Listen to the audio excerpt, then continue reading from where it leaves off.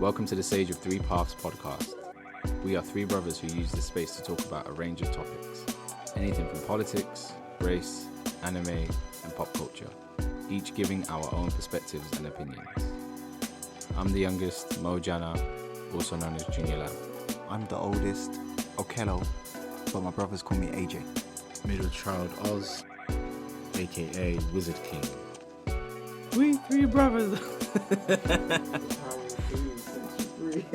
One sec. We once again thank you for tuning in and joining us on this sometimes cathartic journey. Let's dive right in. Who did you stay with when you went the first time? So, do you know what? I travelled both times. Mm-hmm. So I did the drive. The first time I went, I couldn't drive in the States. I don't know what the reason for that was, but I didn't drive. But I did the travel from one place to another, which would have been something ridiculous, like 23 hours or whatever. But the second time I went, I knew that I wanted to recreate that journey with G, who at the time was going to. We were just dating. We got engaged in the States. So I did that journey to her, and the one thing I remember thinking when I did it the first time was, this is absolutely amazing. It's amazing you can just get in a car and drive for that long and not be at your destination. Yeah. Like, obviously, growing up in England, the UK, it's tiny. It's so tiny. So to experience something like that, it just kind of blew me away. And I knew I wanted to do that with G. So I took her on the same journey, but this time I drove as well, which was quite crazy because obviously it's the other side of the road. So that was weird. At one point I was driving on the wrong side of the road, and I had like an uncle and an auntie in the car. Like, hey, go. I was like, "Ah!" I was so confused. I was like, who let me drive this car? Who? No, but the States was great, and coming from a big family was great. But at the same time, I feel like growing up in the UK, predominantly with mum's family, we didn't spend, because most of your family, dad, is in the States or across Africa or across the world. But with mum, it was mum, grandma, and when mum and dad split up, we predominantly was growing up in mum's circle of family. So it was more compact. And which is why perhaps that we prefer that. Like, I do love that big craziness of loads of family and whatnot, but I do love that small compact as well. So for me, it's not like one's better than the other. I'm quite pleased that we're lucky enough to have both. Yeah, 100%. We're lucky enough to have both. 100%.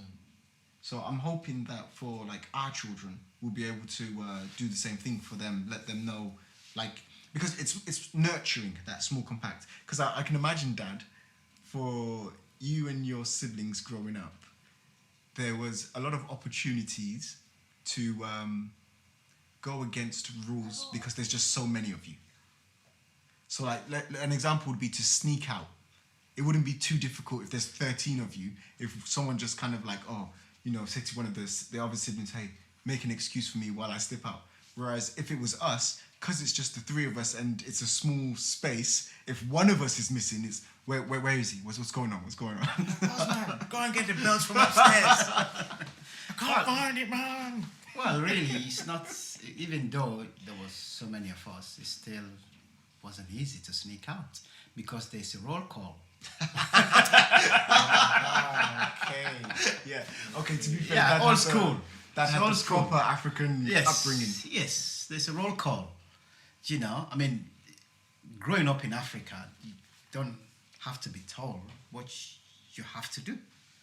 You know what time you need to get home, so you get home. So it's not a case of, I'm thinking about it. You just know I have to be home 2 o'clock, you're home 2 o'clock. Doesn't matter where you are. I find it hard to believe though, Dad. No, I'm saying, 007 was not able to sneak out. No. I know. He signed an NDA. I find it hard to believe. I don't think. No, it doesn't matter how tough things are, you still find a way. Because all you have to do is to wait for the roll call. Yeah, once that's done, And it's then done. you jump over the fence. Or you wait when everybody's asleep, like what we kind of do sometimes. Wait when everybody's asleep, open the gates, and then take my grandfather's car. We'll push it out of the gate. It's nothing happened. You just push it out of the gates. You don't start the car until you're outside, Down the road. far down the road. Then you start the engine. 007, yeah, for sure. Tactics. For sure. Do you know, there's this funny thing that of growing up, being a kid, thinking that the adults know everything, or how the adults are right. You know, your dad, your mum, and all these uncles and whatever, they're right. And I remember growing up after your mum had split up, especially in my teenage years, I had like an anger towards you, towards mum, towards the situation of you guys breaking up. And it was not until I started to get to about in my mid-20s where, you know, the penny dropped. It was like, wait a second. They're just people. In fact, at the age I am right now, they had 2 kids. And as I got older, I was like, wait, these people had 3 kids by this point. And I look at myself and I just look at like how life is. And then I try and think of that situation where it's like, all right, so this guy came to the UK 22? How old were you when you moved here? Not even 22. How old? 21? Hey, yeah, we're gonna start trying. He's trying to work it out there. He's trying to work it out.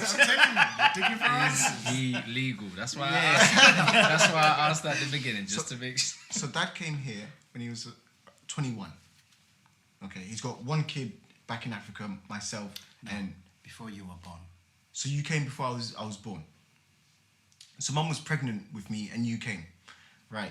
And it was the first time for you to come and live in the UK or spend a long period of time in the UK. Had you come previously? No. Right. Okay. I had been outside, yeah, Okay. to Germany. Right. Yeah. And You how can long see were you out for? You can see how the roots, you know? Yeah, I know. Full circle. Don't let 007 use his Jedi mind tricks, yeah, To lead us on track. derail off of himself onto me. on track. Listen, we may share the same first name, but no. So that's 21. Come to the UK, okay? A young, handsome black guy. Janet. He's got swagger about him, and you got your brothers around you who also have that same swagger as well. Like, women would have been crazy. Especially back then, you know, it's like, this foreign, sexy black guy. They would have been doing all sorts of things. And I you know, I'm 23, 24, and I've seen how I don't want this to be a case of, white women love black guys. No, but there's very much this thing of the black experience in European and, let's say, the Americas is we get sexualized. Definitely fetishized. We get fetishized. Perfect. We you're dating a black guy, he's got a big thing and all this type of stuff, right? And I remember growing up in this country, like, people would want to be my friend and girls would want to date me and they didn't even know me. And I was like, you guys know, I was a super nerd. I loved reading comic books. I loved playing video games. So this whole other stuff, which, you know, mixed with parents splitting up and anger inside and trying to fit into school, I ended up being like a bad boy type of figure in school. But it never really was who I was as an individual. It was just me playing the role that my peers wanted me to be. And we grew up in Northampton at a time where, for me, there wasn't a lot of black people. True. Yeah, true. Mo, I know as you got older, more came, so you were able to. True. There was 3 black guys in my year. There was 3 of us. We were all friends. There was 4. Look at that. I forgot about one guy who I wasn't that close with. There was 4 of us in the entire year. So they had an idea of what a black person should be like. And as a kid, I just want to fit in. So I just played that role. But to come back to it, I completely understand for Dad to come here as a young man to be tempted with things he's never seen before in his life. How that can wow, the pressure of that. But, you know, Dad was still there for the majority of our younger years, moved us away from London so we could grow up in a safer environment. And it got to a point for me where it's like, you know, the penny dropped of, oh, this guy really tried hard. And even with the separation with Mum and everything that went through and all the anger I had felt towards you, towards Mum, towards the situation, it's like, Dad never stopped trying, actually. And as an adult, I can appreciate what Dad was doing, you know, because I have friends. In fact, the majority of all the friends I had in school didn't have dads at home. And if they did know, I'm trying to think of one of my friends that I went to school with that had a father at home. One. I can think of one. And, you know, it's me saying I was a popular kid, so I had quite a few friends, fake friends or whatever, but I had quite a few. One of them had. And it differed. And you could see the ones whose dads didn't do anything. And I have, you know, a really close friend of mine now, I won't say his name, but you guys know him. And I ask him now, like, how do you feel about your dad? And how do you feel about that whole situation? And the only thing he can say to me is, I don't know. I don't know this guy. I've met him in person about 2 to 3 times. Like, he's my dad, and like we'll talk on social media or like text or whatever, but I don't have that with him. And it just makes me think, man, no matter what was going on between Mum and Dad and us not being able to see Dad for whatever the reasons, and us, I can't speak for you guys, I'll speak for myself, and me sometimes being so angry at Dad that I wanted to turn Dad away, Dad never gave up. And for me, that really just made me, one, drop my whole like persona of and the anger and the baggage and all that. It just kind of dropped off, and I was able to then start building a relationship with Dad. And personally, you know, I absolutely love the relationship I have with Dad. I feel incredibly lucky that I'm able to have this. You know, I don't see Dad every day now, but we'll talk. He'll come visit. I'll visit, and you know, we're just teasing each other, sharing stories. Me finding out more of, you know, who Dad is, and Dad finding out more about who I am. And I remember I had a conversation with Mo. Mo, I hope you don't mind. I jump in. So this happened to me, and I got older, and I became more happy in myself and whatnot. And I remember I was visiting Mo when Mo was studying in Leeds. And I was talking to, you know, are you cool, Dad? You know, making sure to see, because at this point I was starting to make the effort with Dad in the relationship. And Mo, I saw that same anger that I had. I saw it in Mo. Do you remember that conversation? Yeah. Vaguely, I remember vaguely what you was talking about.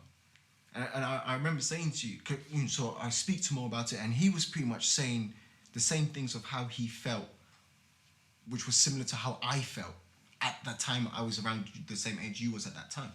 So I remember saying to you, like, you know, like, Dad's is human, you know. Like, this guy's tried. I'm not saying Dad's perfect by any stretch of the imagination, but are you able to point out a perfect person to me? You can point out many people who are not even trying. So I remember having that conversation with you, and then years later, I could, you know, it's in the person's persona. It's in the way a person speaks. It's in the way a person walks. I was able to see that weight being lifted from yourself as well. Perhaps it wasn't the conversation I had with you. Perhaps it was your own journey. You know, you can confirm that. But I was able to see it. And when I did speak to you about it, it was like, no, you know, I understand. Like, I'm older than Dad, and Dad had 2 kids at the time. I was like, yeah, crazy, right? Yeah, I think understanding was the biggest thing for me. Obviously, when Mum and Dad had separated, I was very, very young. I didn't really understand it, to be honest. And at the time, because I didn't understand it, I felt, and Dad was trying and he was making the effort, it felt like to me like it was normal. So, you know, I would be happy to go and do stuff with Dad. I would always be keen to go and do stuff. I was always keen. I was very, very keen to do that, and it was like, it felt like it was normal and it was what I wanted to do. But I think as I was going through that, because again, and I don't know if Oz was in the same space as you, but because it felt like I was doing that by myself, and it felt like I was the one that had to kind of push for that. It got to a point where it was like, okay, let me not be, you know, I'm the only person that's doing it. You know, my other brothers aren't really that involved. They have their own reason. I don't really understand why they have the reason or the feeling not to go. Maybe I should just stop trying. And then from that, I guess it was the lack of understanding, because it goes back to the point you said, you know, our parents or you know, the people that we may see as, you know, that they look after us in our life or they bring us up, we see them as, you know, these figures that should be perfect. Yeah, they have the answers. And they have all the answers. Yeah. And I was like, but yeah, I feel like he doesn't have the answers. Why doesn't he have the answers? He's supposed to have the answers. He's my dad. He's supposed to do this because he's my dad. Yeah. But then it was like, actually, no, he's a human, right? Maybe a lot, and I think this was when the penny dropped for me, that it was, there's certain things that I know I've experienced that I know, you know, you may not have experienced, dad may not have experienced, but I can understand that because I've experienced it, right? There's certain things, especially, and this is my opinion or my view of it, there's certain things when it comes to being a father that I guess, you know, it's labeled or we have the idea or conception that this is what a father should be, you know. I would be playing basketball and, you know, people will have their parents there and I'll be the only kid there without anyone coming to watch. Yes. And for me, it was like, okay, so this is what a father figure should be, you know, these types of things. And because of that, I think that's where the anger came from within me. But then I was able to understand, if you don't experience certain things, you're not going to be able to know what those things are or the outcomes of those things or the effects of those things. Yeah, and I just felt like it was not so much a dad thing. It was more of I also need to make the effort in giving him the opportunity to have these experiences. Yeah. Because I would stop inviting him to games. Yeah. You know, maybe if he doesn't come once, you know, he's not a perfect person. He should have came the first time. I'm not going to invite him to any other games. I just felt like that was a very closed-minded and childish way of thinking, and it was only detriment to our relationship. But yeah, 100% growing up now, and I guess I can look back, I understand why I went through that. I didn't understand the situation, but definitely after having that conversation with you, and I was able to kind of put it more in perspective, be able to understand more. I just think it helped me grow as a person wholeheartedly. Yeah. I was able to kind of have that perspective, and it broke down a lot of walls, you know, about the real meanings of life and how to have genuine relationships. And I feel like that's when even me and mum came so much more closer. Because I always felt like, yeah, me and mum were cool, but, you know, we don't have a super close bond. Whereas now, I would say that mum is 100% one of my best friends. You know, to be able to have those just genuine conversations where you could just be open and just really give what you feel and not have to think, you know, I have to watch what I say, or maybe I have to say what you're going to feel is the best thing for me to say. So yeah, I think it just helped change my whole view on life. Yeah, for sure. Yeah. I'm really interested because obviously we're still learning who you are because we've had that hiatus between us. But what was your take on the whole growing up with separated parents, and also did you make peace with it, or did you never have that? What's yours? For me, it took me forever. It's similar to what you guys are saying. It took me ages and ages and ages to really understand that they are human.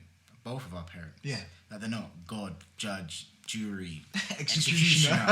Although, as a kid, I thought mum was all 3. 100%. That was one of the first things you said to me that I remember when I first came to see you out in Spain. I don't know if you remember us having that conversation. But when you said that, I was like, oh, he's also on his journey to understanding. Yeah, 100%. It took me ages. And as you say, it's last year or the year before, that's when I really sat down to say, like, self-reflection, to be like, okay, you're at this point now. Whose fault is it? Or is there blame to be cast? If there's no blame, then trying to understand the situation and then try and proceed forward. But to go back to how did I take our parents splitting up? Do you know what? I'll put my hands up. Mommy's boy. Mommy's boy. Like, I didn't close my heart off to dad. I didn't. But in the same vein as yourself, I stopped making that effort and stopped allowing the opportunity because I was nice and comfy and happy with mum. And when I saw mum happy as well, especially when we would, in certain times, not completely annex him, but to shun dad, that would, in some ways, be a bonus points for mum. For mum, yeah, for sure. So for me, that was my main focus growing up. As long as, like, if we're focusing on just that relationship between our parents and everything, as long as mum's happy, then I think dad's gonna be okay. I didn't feel any particular anger towards it. I felt a little bit of jealousy, for sure, because when Mo was making the effort, he was getting all the cool things. He's getting all the cool stuff. He was getting all the cool stuff. Yeah. So there was a little bit of jealousy there. But there's certain things that I still remember that me and Dad did have our own sort of bonding moments and whatever. I remember this is Standards Barn, one of the first. Remember we lived next to that white family next door with the girl. Sarah. Says Yeah. every black person that lives in the Yeah, UK. I know how vague. I don't feel like we've Northampton, Standards Barn, but it's before Grandma moved to Stockmead. Exactly. Yeah. This one, yeah. Stockmead, right. So I remember, I might even be getting the house wrong, yeah, but Dad came home from work and I had a Game Boy, super old school, the one with like, before Game Boy Color, I'm talking about Game Boy, yeah? Yeah. The big grey thing, you're holding it. Yeah, for sure. So as I'm playing, I can't remember what game I was playing, but Dad came home with, I don't know where he got it from. He got it from the market, he got it from the shop, whatever. It came, just the cartridge itself, took it out of his breast pocket, handed it to me and said, yeah, go play. RoboCop. That's one thing, honestly, I would never ever forget. I remember the game. He handed it to me, boom. I was just like, damn, this is the coolest thing ever. But yeah, so for me, I'm trying to take the bitter with the sweet and trying to understand how we can all move forward. And as we're saying, it's only a year and a half ago, maybe 2 years ago, where I'm starting to really understand the depth of the journey it takes to view your parents as human beings, to realize that we're all doing the same thing. Really, we're just fumbling forward, trying to figure out what's the step not to take. Yeah. Because that's all we're doing, trying our best. Like even us with our young ones now, we're trying. We don't know all the answers. We aren't God, jury, executioner. Yeah. We're just fumbling, trying to make sure that these guys have as much knowledge and as many tools in their possession, so they can do 10 times better, or even one step better. That's a plus for me. We can wish for 1,000 steps, even if they make it one step better. Yeah. For me, that's super good. Super, super good. But yeah, anyway, Mummy's boy. I was there for Mum, backing Mum. Obviously, for any ladies listening, not there now. I'm a man in my own right. Welcome to the Sage of Three Paths podcast. We are three brothers who use this space to talk about a range of topics. Anything from politics, race, anime, and pop culture. Each giving our own perspectives and opinions. I'm the youngest, Mojana, also known as Junior Lamb. I'm the oldest, Okello, but my brothers call me AJ. Middle child Oz, aka Wizard King. I just remember when Mo is saying about, obviously, yeah, at that time, Mo was the man. He's always called. Yeah, what are you doing? I'm coming this weekend. I'm coming this. I remember we had a fallout, me and Mo. Okay, I think he will remember this, right? And the good thing about falling out is for you to learn from that fallout. Okay, he had come down for the weekend.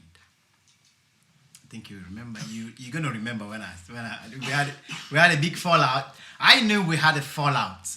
When I tell this story, I always say, Mo say, okay, I'm going to teach him a lesson. That's how I'll tell the story. I'm that kind of guy. Yeah, he says, I'm going to teach him a lesson. I'm like, okay. Because, he's the man. Come, I remember he's been with me for the weekend, Saturday.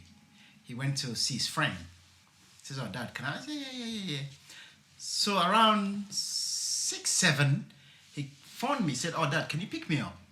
He was somewhere in Western Favour. Okay, and I said, okay, I'll come and pick you up. So I drove to Western Favour.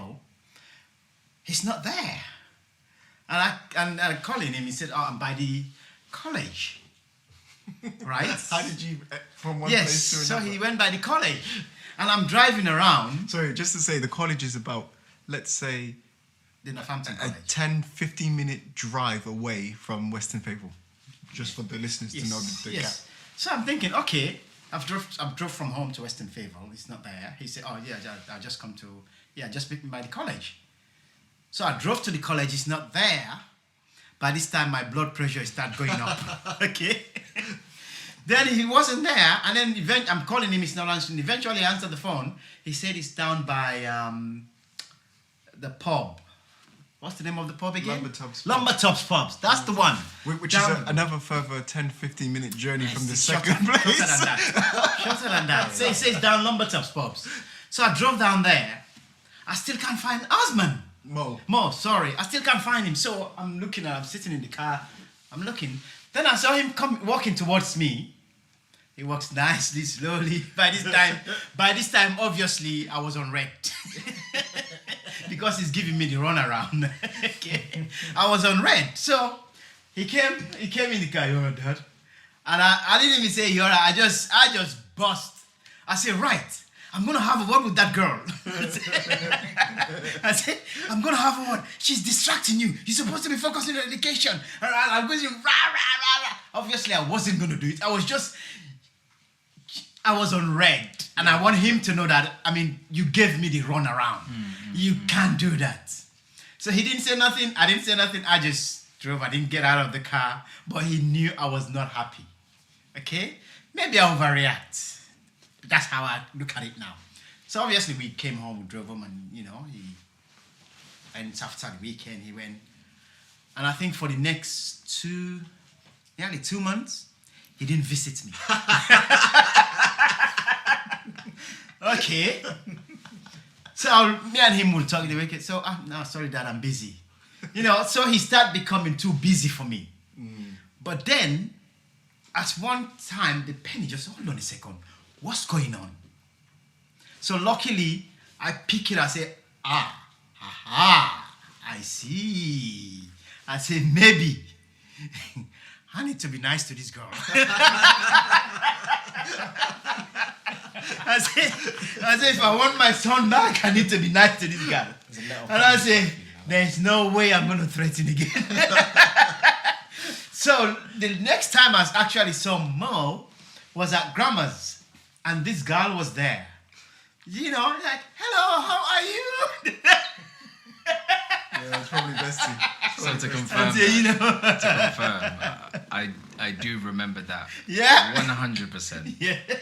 It was one of them situations where you say you're somewhere, but you're not there, and you're running there. And because eventually I had seen Dad, I was like, okay, act cool and just walk. Because you've been running this whole time. You've been running this whole time hoping to meet him. And you could be like, "Oh, Dad, I tried to make it easier for you because I'm closer." Little did I know that Dad, when he drives, he's gonna get from A to B very quickly. He's not gonna mess about. He knows all the back roads. He knows this way. I'm expecting him to just go the long way. There's traffic. I've got enough time to finish off my 007 business before I come and meet him. Little did I, yeah, definitely did. But yeah, I do remember that moment, and I remember at that time I think it was a shock to me. That was the biggest thing, because I was like, I'm used to getting this from Mum. I've never got this from you. Yeah. So, like I'm used to being in trouble with Mum a lot, but there was only once I got in real trouble from Dad, and I never forgot it. And I was so scared. The next day, I came downstairs in the morning. I sat down like shaking, like not knowing what to say. Dad comes in and goes, "You're not gonna say morning to me?" I was like, "Morning, Dad." it's like but apart from that, never did you get in trouble with Dad. Never. But Dad, now that you've heard how it was for us with how the breakup was and how we were feeling, how is it for you? Like, because for me, it was always thinking of if I put myself in Dad's shoes. But to hear it from the horse's mouth, how was that like? First of all, how was it like coming to the UK as a young man and a family back home and all that? It was good. Obviously coming from Africa, we all want to we look at this part of the world as an The opportunity. land of Adam. an opportunity, for you to develop yourself and your family. And, in the process, whatever you're able to gain in terms of education, in terms of general knowledge, in terms of just self-development. So, yeah, it was cool. And for me, lucky, I already had siblings here. And they were doing okay. So when I came, I lived in a house where there was, like you say, 5 black men, hot black men. Even within the community, our community. You guys were the cool guys. We were the cool guys. We were the guys that get talked about. Because we were not doing the norm. Like you say, obviously, come back to doing the norm. We were not the guys doing the norm. We were not the guys that, will go to work. We were all single. All of us. You weren't single, Dad. We were all single, technically. You were technically single. Technically single. Yes. We were all single. Okay? So we go to work. We don't have no responsibility. So all the money we earn, we go to shops and buy expensive clothes. Those days, I don't know whether if you guys will be able to rewind. They had this drama program called LA. No. Yeah, and they all dress this fancy suits and stuff like that. So we used to and it was there was lots of black guys on that drama. So we used to portray ourselves like those. And then the norm that we didn't used to do, obviously when you're in the community, they always do parties and stuff like that. We go to parties, we go to nightclub, which is not the norm as well for our community. So we used to do things like that. And among us, there's only one of us that had a driver's license. So come weekend, we'll hire cars, and then he drive around. So obviously, just imagine growing up, in this country, black man, young from Africa, they expect you to just education. Yes. And then we were just there enjoying ourselves. And it was interesting. A lot of bad things get said about us, but the proof is in the pudding.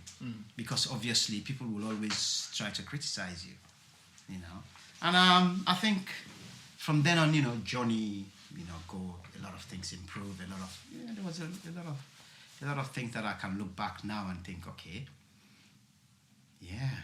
It was tough towards the end because eventually, you start getting tired of a lot of things. And I was thinking, you were there, your mom, and she joined us. Mr. Londoner, Osman came to the scene, and when Osman was born, things were hard, very, very hard. But again, I think earlier on we were talking about a situation whereby, you have to make a call to say, you take care of the little things, I take care of this, So during those process, we got to a situation whereby we have to make a decision based on what is good for your child, which a lot of us don't do within the black community, because I remember Osman, we used to take him to a childminder for Monday morning and pick him up Friday. Which was tough, really, really tough. Because imagine, So he would stay there for the weekday? The whole week. Oh, wow, okay. Yes, that's what I say, when Osman was born, things were really, really tough because we had to go to work. So it was a case of Monday morning when we go in, I drop him off, and then Friday when we finish work, I pick him up. Wow. Yes. Did you know that? I didn't. Yeah. I mean, perhaps it's something that we've discussed or heard of. Yeah. In the past. So yeah, so that's what we used to do. Drop him off Monday, pick him up Friday, and then obviously women think differently. Obviously, the kind of he's not well looked after. He's not this, he's got rash, or they only change him. When you go to a childminder, they always have this perception. They only change him when we come in to pick him up and stuff like that. All the food you take, they don't feed him. And in the end, I have to make a call. Say, well, this is the deal. You stay home and look after him. I'll go bring the bacon. So again, it comes back to what I said. It's when you get to a stage in life where somebody has to, hold the bull by the horn. So we came to that decision whereby I said, okay, I'm going to go and work because you have to look at who is bringing in more money. It doesn't matter whether it's the man or the woman, yeah, sure. And then your mom decided to stay home to look after husband because it works out better financially for you too because you're not losing a lot of money. and then at the same time it works out better for looking after your child. That's why I always say for us, the best thing that happened to us in terms of bringing you guys up is when Grandma joined us. That was the best thing. Shout out Mommy Sandy. Yeah. Yeah. That was the best thing. Because then, coming from a teacher background, it just make it easy for us. We didn't even have to worry about anything. So we had so much free time in our hand, we had more. Well, so I completely understand that, because in a way, I said G and I, we are trying for another child now, but to find the opportunity to, our second, my second child, with him staying in the same room as us in his crib, we don't have an opportunity for anything. It never happens. So it's like, Hanzo, you don't want a sibling, or I'm trying to bang this out, because, and get it out the way, and I don't need to worry about any more children. But yeah, that's tough. So again, if I come back to the separation, I think prior to that, it was tough, because I think what I learned from that, sometimes it's easy to say when you're in a union, okay, you always have to remember, in a union, you're there for your happiness, okay? If it's going to work out, it will work out. If it's not going to work out, yes, somehow, where children are involved, it becomes a little bit difficult. But sometimes what happens, you cannot hold on to, put your happiness on hold, and then it causes more damage in the process. Okay? Because I know for us, we tried. We tried to patch things out. Well, I'll speak for myself personally. I tried, because I get to that stage where, no. I said, we're going to continue. But then, it wasn't going to be a healthy environment. Yes, because, both sides have to be willing to try.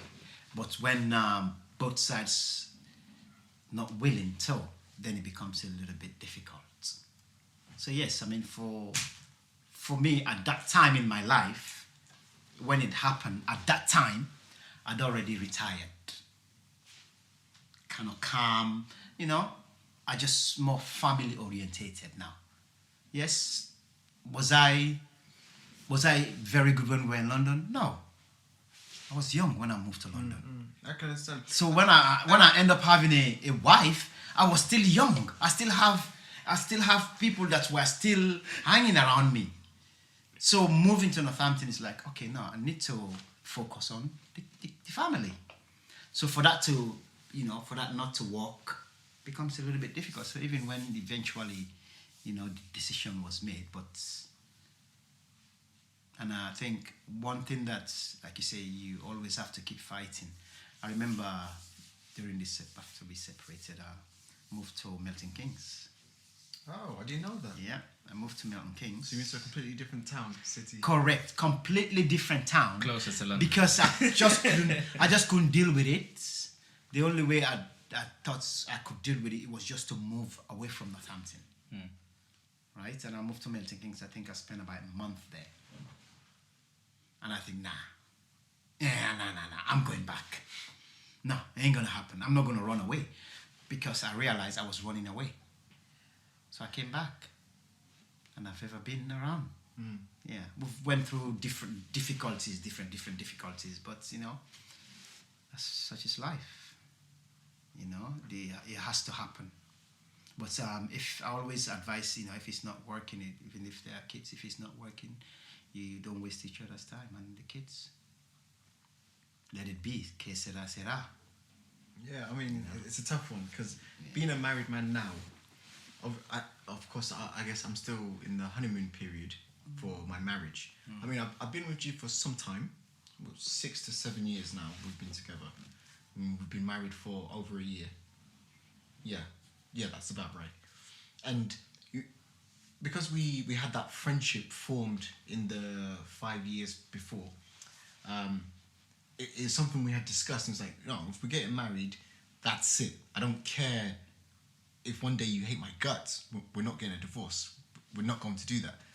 My parents divorced, and I don't want to have my children to go through that.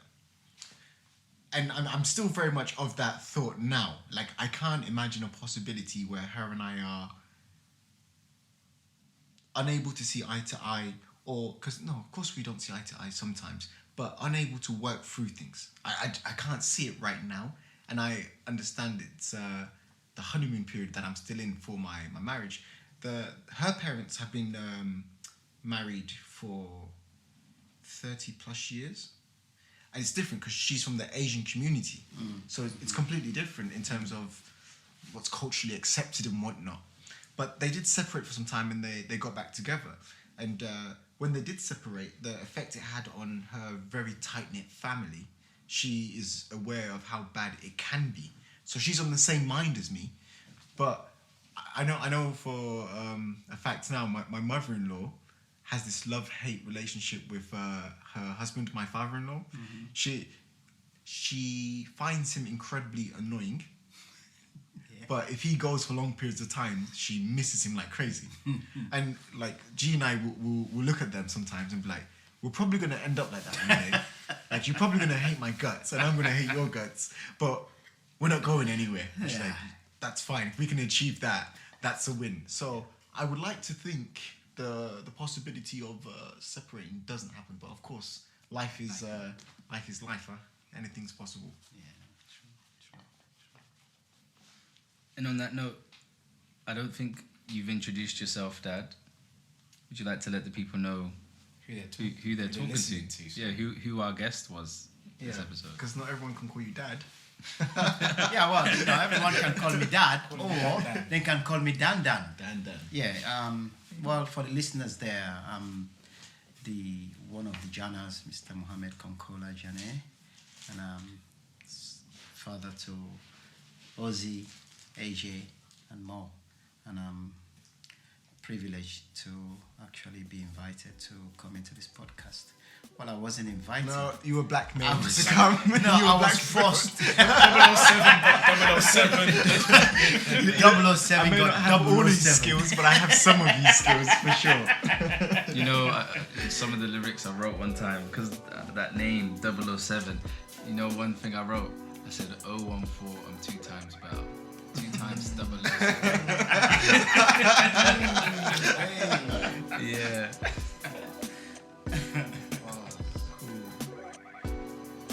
That's great. We done? Hey, Okello here. This section is a space where we'll be sharing short stories, creative experiences, and art.